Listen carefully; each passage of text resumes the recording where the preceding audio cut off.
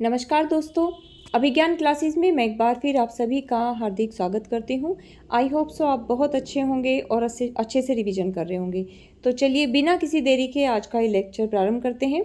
प्रश्न नंबर 741, 84 वैष्णवन की वार्ता और 252 वैष्णवन की वार्ता ये मूल रूप से क्या है? तो 84 वैष्णवन की वार्ता और 252 वैष्णवन की वार्ता ये जीवन व्रत है। ऑप्शन नंबर ए यहाँ आपका सही हो जाता है। चलिए व्याख्या देख लेते हैं। 84 वैष्णवन की वार्ता और 252 वैष्णवन की वार्ता गोकुलनाथ द्वारा रचित कृष्ण भक्त कवियों का जीवन व्रत है। 84 वैष्णवन की वार्ता में वल्लभाचार्य के शिष्यों का वर्णन है तथा 252 वैष्णवन की वार्ता में इसके अंतर्गत हमें विठलनाथ के शिष्यों का वर्णन हमें देखने को मिलता है। चलिए नेक्स्ट प्रश्न देख लेते हैं। तत्वदीप निबंध ये किसकी रचना है? तो तत्वदीप निबंध ये वल्लभाचार्य की रचना है। ऑप्शन नंबर ए यहाँ आपका सही हो जाता है। चलिए व्याख्या देख लेते हैं। निम्बार्काचार्य ने अपने सिद्धांतों की स्थापना के लिए वेदांत परिजात सौरभ, 10 श्लोकी, श्री कृष्णस्तु स्वराज, मंत्र रहस्य षोडशी तथा प्रपन्न कल्पवल्ली नामक कृतियों का प्रणयन किया। नाभादास ने अष्टयाम नामक ग्रंथ की रचना की। अनेकार्थ मंजरी, मान मंजरी, रस मंजरी, रूप मंजरी, विरह मंजरी, श्याम सगाई, सुदामा चरित, रास पंचाध्याय, भंवर गीत आदि ये नंददास की प्रमुख रचनाएं हैं। चलिए आगे देख लेते हैं। सुदामा चरित के लेखक कौन है? तो सुदामा चरित के लेखक ये नंददास रहे हैं। ऑप्शन नंबर बी आपका यहाँ सही हो जाता है। चलिए व्याख्या देख लेते हैं। सुदामा चरित के लेखक नंददास हैं। कृष्ण भक्त शाखा के अष्टछाप के कवि नंददास की प्रमुख काव्य कृतियां इस प्रकार हैं। सुदामा चरित, रूप मंजरी, अनेकार्थ मंजरी, रस मंजरी, विरह मंजरी, मान मंजरी, रुक्मणी मंगल, भंवर गीत, सिद्धांत पंचाध्यायी, रास पंचाध्याय तथा गोवर्धन लीला। चलिए आगे देख लेते हैं। यहाँ पंक्तियां दी गई हैं। संतन को कहाँ सीकरी सो काम, आवत जात पनहिया टूटी, विसरी गयो हरि नाम। तो ये पंक्तियां कुंभनदास जी की हैं। ऑप्शन नंबर ए यहाँ आपका सही हो जाता है। चलिए व्याख्या देख लेते हैं। स्वाभिमानी भक्त कवि कुंभनदास परमानंद दास के समकालीन थे। फतेहपुर सीकरी के राज सम्मान का विरोध करते हुए उन्होंने लिखा था कि संतन को कहाँ सीकरी सो काम, आवत जात पनहिया टूटी, विसरी गयो हरि नाम। कुंभनदास के 186 पद संग्रह में संकलित हैं। कृष्णदास की कृतियां इस प्रकार हैं।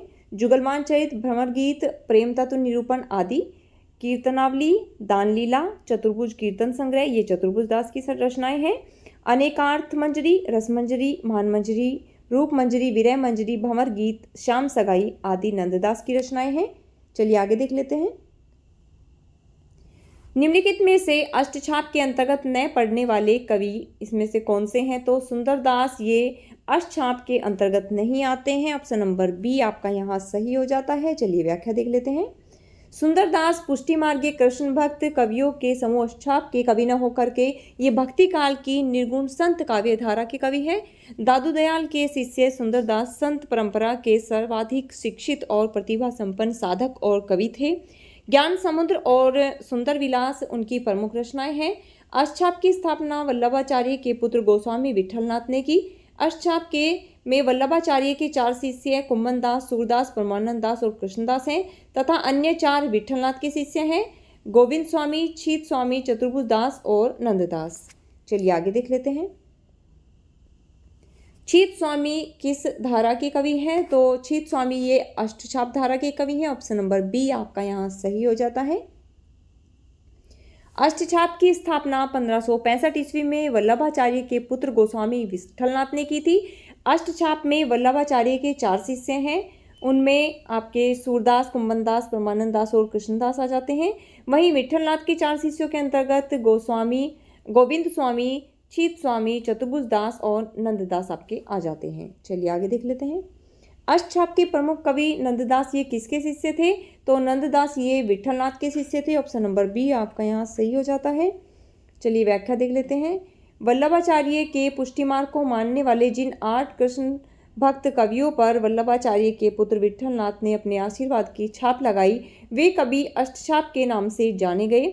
अष्टछाप में सम्मिलित 4 भक्त कवि नंददास, गोविंद स्वामी, छीत स्वामी तथा चतुर्भुज दास गोस्वामी विठलनाथ के शिष्य थे, जबकि 4 अन्य जो भक्त कवि हैं कुम्मन दास, सूरदास, परमानंद दास तथा कृष्णदास, ये वल्लभाचार्य के शिष्य रहे हैं।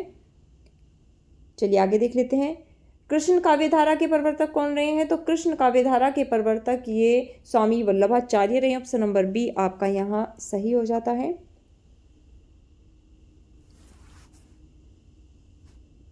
कृष्ण काव्यधारा के प्रवर्तक स्वामी वल्लभाचार्य हैं। इनके भक्ति मार्ग को पुष्टि मार्ग भी कहा जाता है। वल्लभाचार्य के पुष्टि मार्ग को मानने वाले 8 कृष्ण भक्त कवियों के समूह अष्टछाप की स्थापना 1565 ईस्वी में गोस्वामी विठलनाथ ने की थी। सूरदास अष्टछाप के प्रमुख कवि है। चैतन्य महाप्रभु के कृष्ण भक्ति संप्रदाय का नाम गौड़ीय संप्रदाय भी है। चलिए आगे देख लेते हैं। यहाँ एक कथन दिया गया है। सूरदास जब अपने प्रिय विषय का वर्णन शुरू करते हैं तो मानो अलंकार शास्त्र हाथ जोड़कर उनके पीछे पीछे दौड़ा करता है। उपमाओं की बाढ़ आ जाती है, रूपकों की वर्षा होने लगती है। तो ये कथन आचार्य हजारी प्रसाद द्विवेदी का है। ऑप्शन नंबर ए यहाँ आपका सही हो जाता है। चलिए आगे कुछ महत्वपूर्ण कथन है उनको देख लेते हैं। वात्सल्य और श्रृंगार के क्षेत्र का जितना अधिक उद्घाटन सूर ने अपनी बंद आंखों से किया, उतना किसी और कवि ने नहीं। इन क्षेत्रों का वे कोना कोना झांकाए हैं। तो यह कथन आचार्य रामचंद्र शुक्ल का है। आगे देख लेते हैं। स्थिति विशेष का पूरा दिग्दर्शन भी करें, घटनाक्रम का अभ्यास भी दें और साथ ही समुन्नत कोटि के रूप सौंदर्य और भाव सौंदर्य की परिपूर्ण झलक भी दिखलाते जाएं। यह विशेषता हमें कवि सूरदास में ही देखने को मिलती है। तो ये कथन नंद दुलारे वाजपेयी जी का है। चलिए अंतिम प्रश्न देख लेते हैं। सूरदास को पुष्टि मार्ग का जहाज किसने कहा है? तो सूरदास को पुष्टि मार्ग का जहाज ये विठलनाथ ने कहा है। ऑप्शन नंबर डी आपका यहाँ सही हो जाता है। सूरदास को पुष्टि मार्ग का जहाज विठलनाथ ने कहा।